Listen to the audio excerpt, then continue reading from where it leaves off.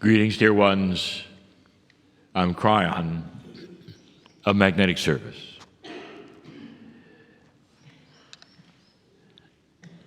This is the 16th channel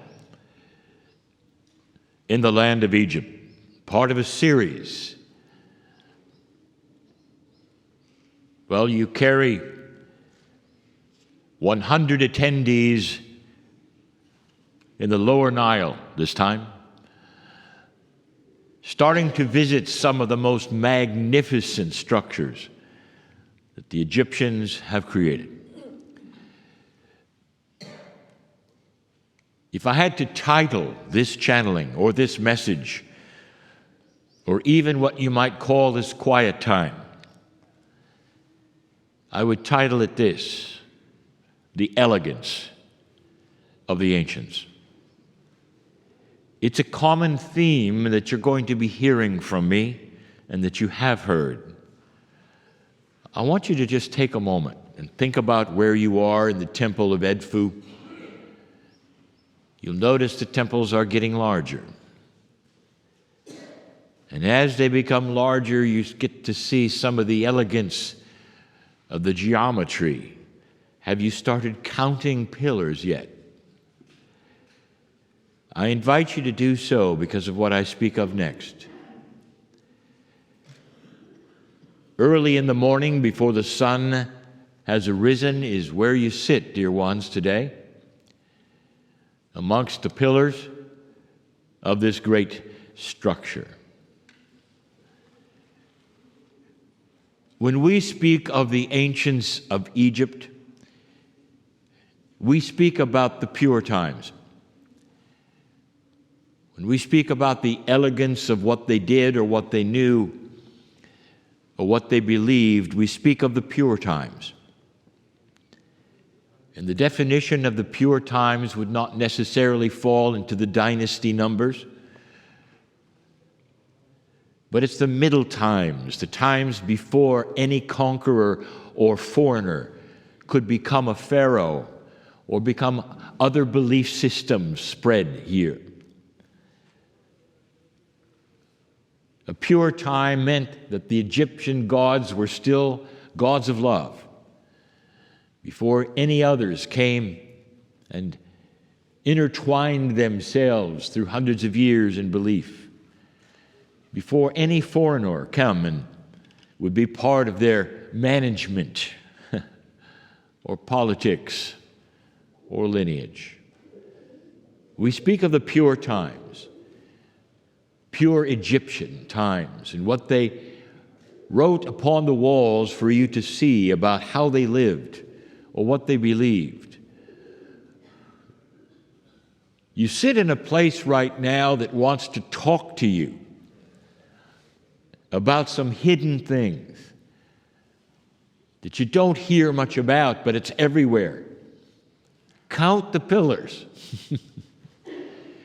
And you will find almost exclusively that the Egyptians were glued to base 12 mathematics. And we have said this before, and although it is not in Egyptology, I will say to you again, there'll come a day when the elegance of base 12 mathematics will surface, and it won't be called the new math. It's going to be called the ancient math. I'll say this again. To any mathematician listening now, they will smile at this phrase.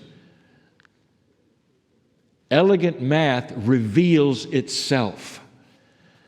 And what we mean by that is that the patterns and the sequences of good mathematics start talking to you, and a good mathematician will see them and will smile. There'll be an aha. This sequence leads to this sequence, and oh my, take a look at this. The fractals that you find from biology to geometry and space will all talk about the 12 sides, the 6s, the 3s, the 4s, Seldom do you find 5s and 10s. Seldom. For the universe is made up in 6s and 3s and 4s, 12s, 18s. Count the pillars. You think that that is an accident. Count the priests and that which they felt were the sacred numbers. You think that was an accident. And you're not going to find 5s and 10s. And I present this channeling in this way right now as a warm-up to the elegance of this society. Indeed, it was the beginning. Indeed, there was ancient things and duality and all the things that you have and multiples of this or that. But dear ones, if you take a look at the core of an Egypt that was able to sustain itself with a God of benevolence, that's so important. Did you notice that this temple, as huge as it might be, echoes even the smallest that you've seen? Even the smallest ones. And the first thing you see is the 2 pillars created then for a space for the sun to rise. Here is a philosophy for you, before I get to the main one. A philosophy that says that the sun rises every day just like you, and that it is a refreshing day. No matter what is going on in your life, the sun rises between the 2 pillars to say that God is smiling on you and things are fresh and they are new. And it's a benevolence. And it's symbology and it's metaphoric. It's not a worship of the sun. Dear ones, the Egypt of then gave you metaphor after metaphor. So much on the walls that you see here are stories of energy, not necessarily even physical. The story of life for the upper and the lower Nile, a story of love of country, of benevolence. You don't find that, dear ones, in other places, not like this. Let me tell you something beautiful. For 30 years, I have been channeling, and you can call this a belief system if you wish, but it's not a system. It's the basic truth of the love of God. It's of what you would call the magic that the multidimensional energy of compassion contains. Something that right now is starting to be studied on this planet called the field and coherence. Measurable compassion. And the Egyptians knew it. I told you in this teaching for 30 years of one specific thing that I wanted you to remember from the beginning, that you are dearly loved. Oh, but there's more. Here is what I've told you again and again. Listen to this. For what I have told you again and again is written on these walls. Listen to this. You may live your life and you may never look at God or Spirit or the Creator or whatever you wish to call that source that is the essence of love. You may never look at it. You may walk your life too busy. You may walk around and say, well, I don't believe in these esoteric things. You may even say, I don't want to have a part of the belief systems or go to the church or the synagogue. You say, I'm apart for all those things. I'm a modern human today. I've got modern things today. And at the end of your life, I have told you this, that all of the time that you have spent ignoring the Creator has been looking at you with a hand out that says, take this anytime you want to, if you choose to. Free choice. In other words, you may not look at God, but God looks at you. And that every single human being is made in the image of love and walks this earth equal in that, with an equal chance to take the hand of the magic of love and find a better life. This has been the message of Kryon, 30 years. And then you come here and you realize that as they slowly unburied these structures from the sand, the pieces and the parts that you can read that were not obliterated by other belief systems tell you the same identical thing. The temples are all built in a protocol, dear ones, of large to small, of a straight line leading to the altar where only the Pharaoh goes, and perhaps a priest or two. A large place that would contain the commoners, but they could come in, not covered so that the sky would shine upon them. All of these things, metaphors to a God of light. The inner chambers became smaller and the priests more sacred, leading all the way to where only the Pharaoh could stand in a place and do something, which I'm going to talk about in a moment. And it just yells that there is a protocol that the commoners cannot quite see inside because it's so sacred, and God is great and God is light. But God can always look at them.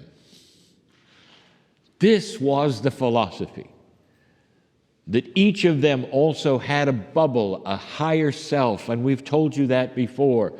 I have called it a higher self. They call it something else, but it's written on the walls. There is a self that is apart from the physical of every single human.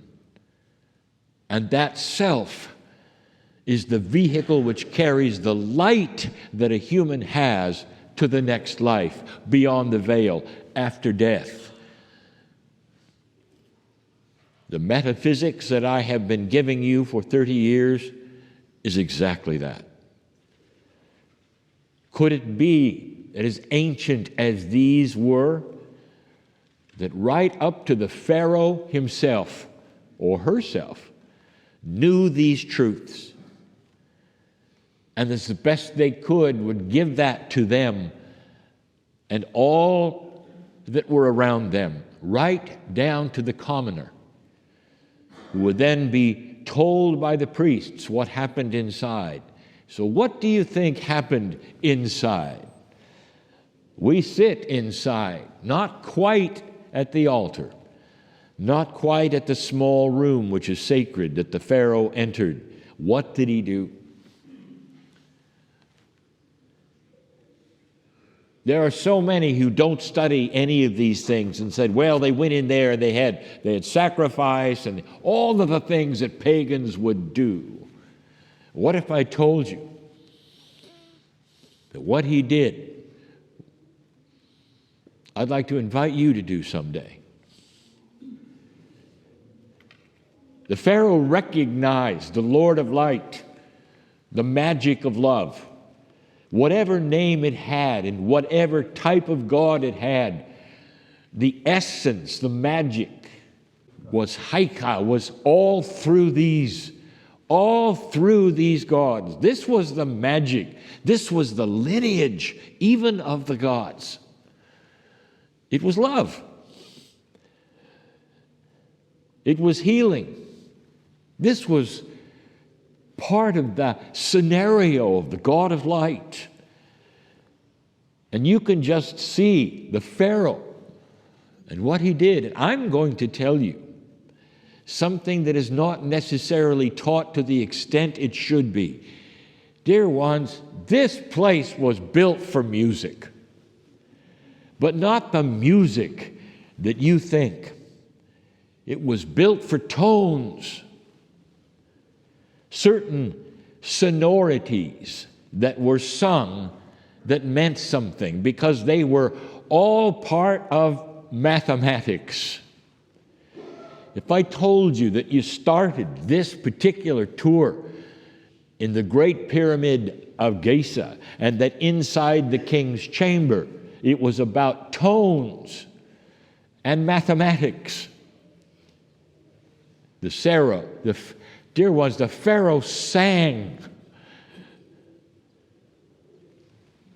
He sang.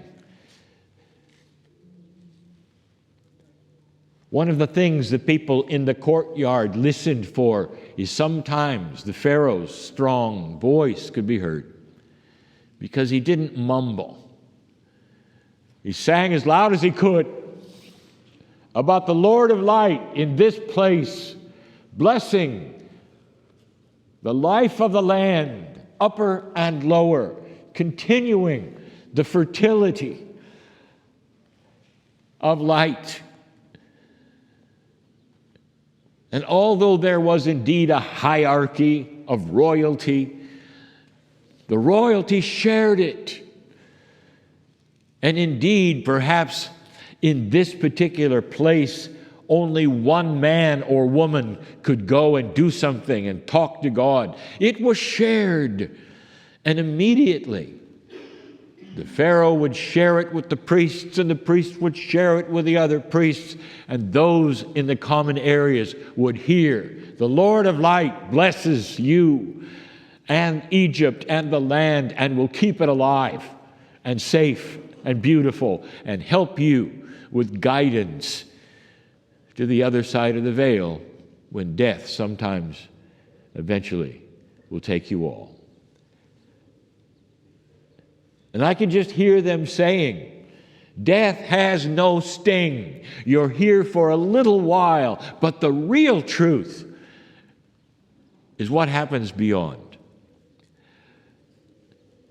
And if you've heard that before, it's been from me, which tells about a beautiful creative source who knows your name and is light and who loves you dearly.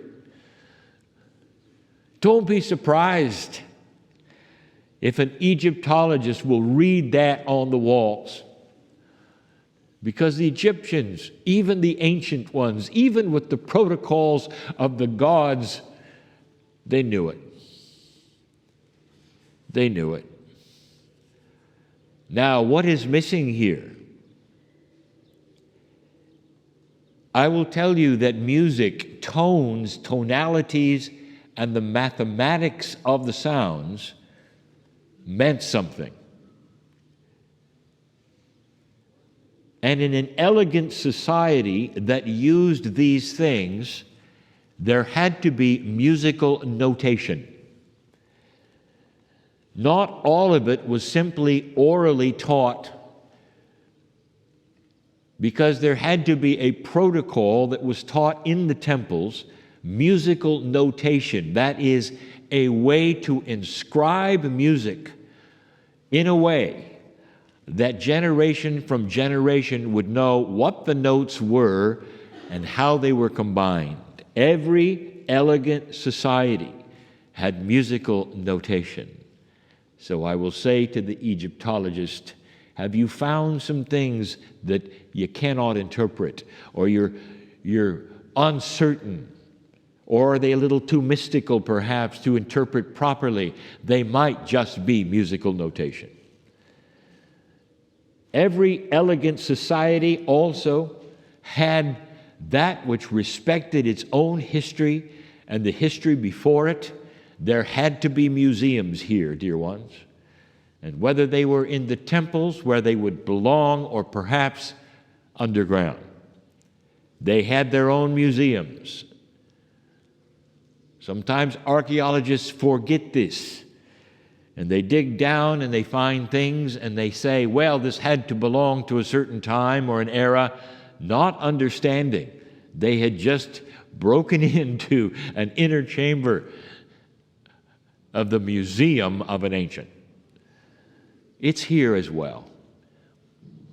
This society was elegant, a society that had medicine, where they washed their hands so thoroughly they showed it on the walls as an indication that they understood there had to be something that later became germs. This is the elegance that we speak of the ancients. Not just that they had a God of love, but they used it. Indeed, not everything lasted. Indeed, things changed. But I wish to honor the elegance of the writings on the walls, of those times which were pure. A time when they said there is a God of light, and there's a magic of love and benevolence for all. Not judgment, not horror, but light. And that the temples were built so that you could look at them and realize that they worship the idea, the metaphysical idea that when the sun comes up every day, it's for you. And it represents a new life, a new beginning, a fresh start. It's early enough so that when you leave this place and get up, the sun will be coming up, and you will watch this. Part of the reason the time was shifted so that you were here so early, 3:30 in the morning, was so that you could stand in those early brisk hours and enjoy what the Egyptians talked about, and why this temple is built the way it is. A metaphor for new beginnings. Don't be fooled by the idea that old is something that didn't work. What if it was just the opposite? There's a lot here to learn. Take these things and use them and discern them for yourself. Do not be confused by the duality that you also see on the walls, for they were human beings, just like you. You would say you believe in a very loving God. Indeed, if they could look at your history, they might be confused as well. Look for the light here and celebrate what they had.